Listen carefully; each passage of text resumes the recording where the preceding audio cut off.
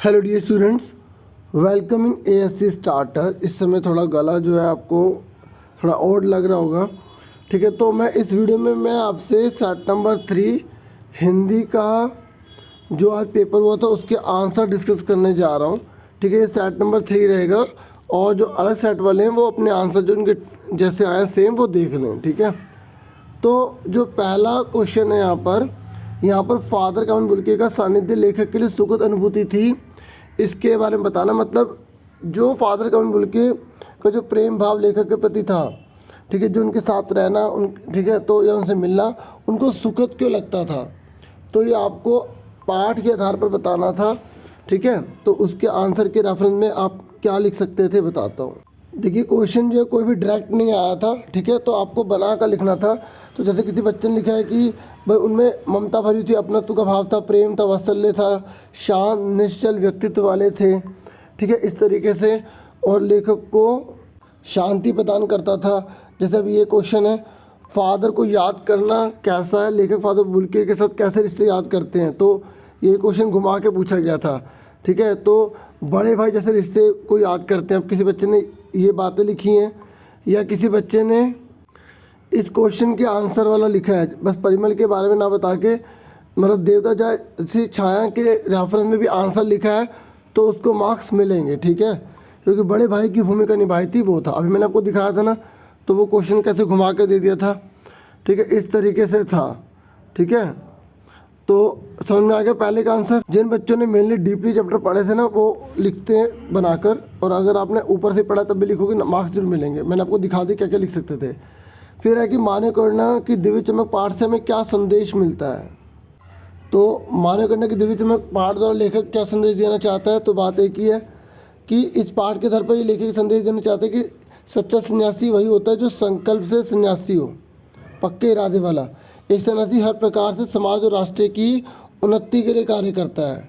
वह किसी राष्ट्रीय विशेष का ना होकर पूरे मानव जाति के हित के लिए काम करता है। इस तरीके से आपको आंसर लिखना था, ठीक है। मतलब हमें राष्ट्र के प्रति प्रेम भाव ये बताना था। ये आपका मस्त जो था ना, जो मैंने आपको प्रोवाइड किया था, ठीक है। और मतलब मैंने क्या करना है, डीओई ने आपके लिए स्पेशल प्रिपेयर किए थे, तो मैंने आप तक पहुँचाए थे, तो उसी में से क्वेश्चन थे।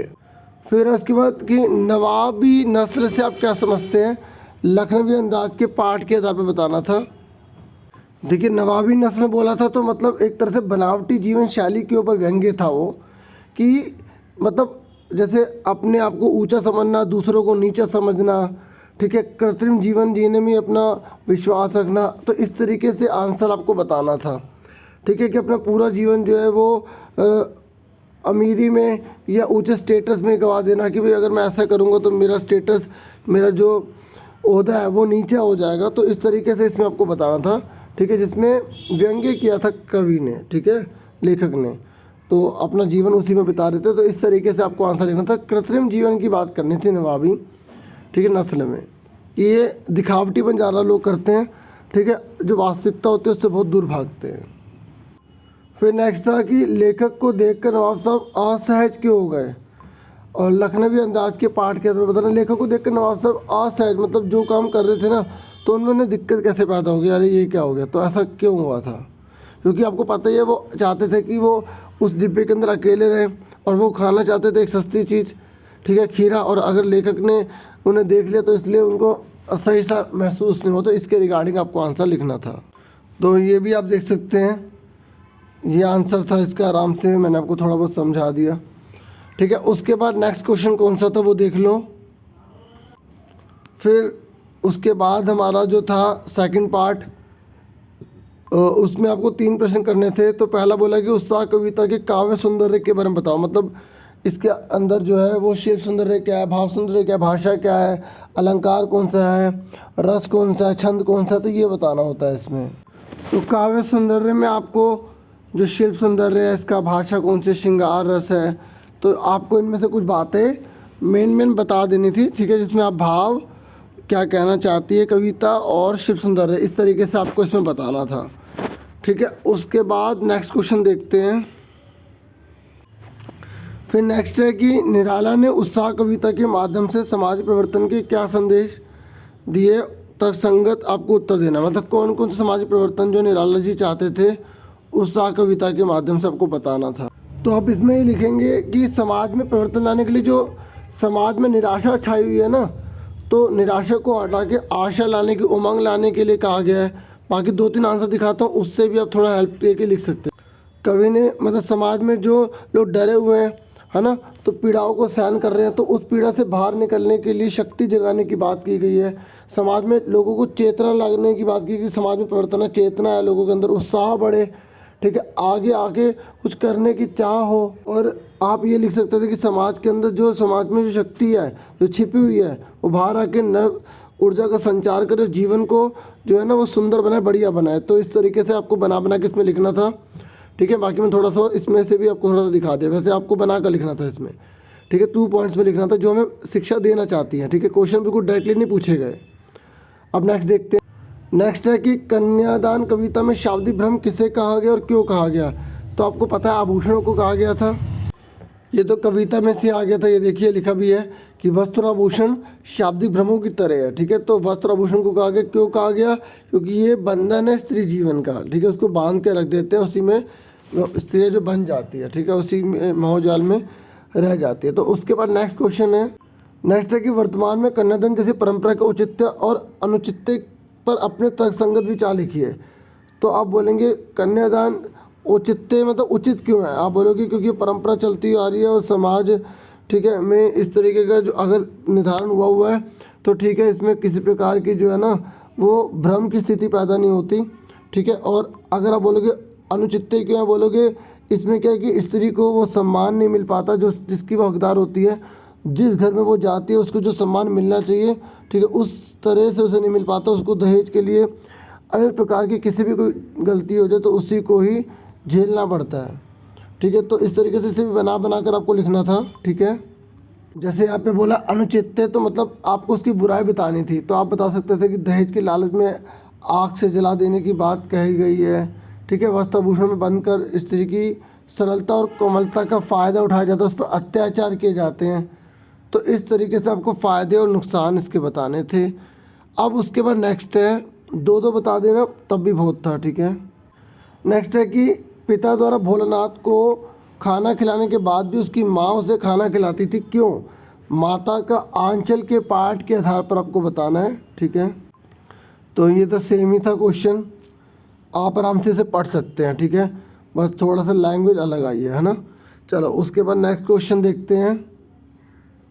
नेक्स्ट है कि हम सभी नदियों और पर्वतों के ऋणी हैं, कैसे, साना हाथ जोड़ी के पाठ पर आधार बताइए। देखो ये भी आपको चैप्टर के अंदर से दिया गया, बनाकर लिखना था। बोलना ये नदियाँ और जो पर्वत है हमारे जीवन के लिए बहुत ज़्यादा महत्वपूर्ण होती हैं, इन्हीं के द्वारा हमारा जीवन संभव है। अगर ये जल का स्रोत प्रदान ना करे तो अनाज की जो उपलब्धता है वो हमें नहीं मिल पाएगी। और ये जो पहाड़ होते हैं, पर्वत होते हैं, ठीक है, ये प्राकृतिक संतुलन को, वर्षा को लाने में बड़ी महत्वपूर्ण भूमिका निभाते हैं, ठीक है। और हमारी संस्कृति को ये सहज कर रखते हैं, किसी देश की रक्षा करने के लिए बड़े महत्वपूर्ण होते हैं, ठीक है। तो अब बाकी लेखिका ने जिस तरीके से बताया था कि नदियाँ और जो पर्वत होते हैं, ठीक है, हम उनके कर्जदार हैं क्योंकि उन्हीं के द्वारा हमारा जीवन संभव है, हमें उनकी जो रक्षा करनी चाहिए। इस तरीके से आपने साना हाथ जोड़ी, साना का मतलब पता है ना, छोटे छोटे हाथ, ठीक है, ठीक है। उसके बाद नेक्स्ट क्वेश्चन है कि जॉर्ज पंचम की नाग पाठ के आधार पर बताइए कि रानी एलिजाबेथ के द्वितीय के भारत आगमन से पूर्व अधिकारियों को क्या चिंता हुई, ठीक है। देखिए यहाँ पर रानी एलिजाबेथ द्वितीय के भारत आगमन से पूर्व अधिकारियों को क्या चिंता हुई, ठीक है। देखो अब अधिकारियों की बात पूछी गई ना यहाँ पर, अधिकारियों की, तो आपको जो है ये इस बात को लेकर, क्योंकि देखो दर्जी की नहीं बोली, अधिकारियों की बोली है, तो आपको नाक, क्योंकि जॉर्ज पंचम की जो नाक है ना वो, ठीक है, कोई चुरा के ले गया था तो नाक नहीं थी उसकी, तो उस नाक को कैसे लगवाया जाए इसके लिए मीटिंग वगैरह की, इस तरीके से लिखना था। और देश की नाक बचाने के लिए कौन सी जीत और कोशिश होती कि भाई नाक को लाया जाए, तो मूर्तिकार को बुलाया गया, मूर्तिकार ने इस तरीके से वो अलग अलग जगह गया, तो इस तरीके से आपको इसके अंदर लिखना था, ठीक है। तो जैसे इन मूर्तिकार ने क्या क्या प्रेजेंट किया, और इससे नीचे क्वेश्चन था ना ये वाला कि फाइलों पर फाइलें, तो थोड़ा सा इसको आप भी हेल्प लेकर लिख सकते थे, ठीक है। तो ये भी अंदर से था, जैसे चैप्टर पढ़ा तो कंसेप्ट पॉइंट वाइज आप आराम से बना के लिख सकते थे। नेक्स्ट क्वेश्चन देखिए, उसके बाद तो आपको यहाँ पर संदेश बोला है, तो आपको बधाई संदेश जो है वो अपने आप बनाकर ही लिखना है ना। जैसे होली का है ना, तो आपको क्या करना है, यहाँ पर चेंज कर देना था, ठीक है। पैटर्न आपको पता है ना कि कैसे लिखते हैं, बस पैटर्न को देखा जाएगा आपके, और शब्दों को देखा जाएगा आपने किस तरीके से लिखा है, ठीक है। और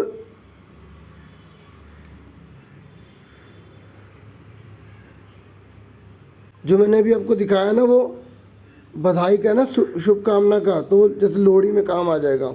तो बाकी जिस तरीके से आपके पैटर्न है वो आपको करने थे। मैंने आपको मस्ट डू अच्छे से दिखा दिया था, और KVS का भी दिखा दिया था, सपोर्टिंग मटेरियल है ना, हिंदी का। तो आपने देखा होगा वैसे ही क्वेश्चन कहीं आए और कहीं बिल्कुल उसमें से उठा के दे दिए गए थे, ठीक है। बाकी ज़्यादातर बनाने को ही आया था। तो ये बाकी आपको पता विज्ञापन कैसे लिखने होते हैं, किस तरीके से, और पत्र का भी पैटर्न पत्र सबने बना के लिखा होगा, इसलिए मैं इसके बारे में डिस्कस नहीं करूँगा। और 7वां क्वेश्चन, बाकी क्वेश्चन का मेन तक मुझे क्वेश्चन पे कमेंट वगैरह आ रहे थे, और शायद थर्ड के ऊपर ज़्यादा आ रहे थे कि सर शायद थर्ड के ऊपर बनाओ, क्योंकि उसमें ज़्यादा क्वेश्चन घुमा के आए हैं। वीडियो को लाइक ज़रूर किया करो बच्चों, लाइक ज़रूर किया करो, ठीक है। सब्सक्राइब जरूर करो प्लीज़, ठीक है। और thank you for watching and listening carefully. Take care dear students. और अब आगे की तैयारी करो, ठीक है, खाली टाइम वेस्ट मत करना। Thank you.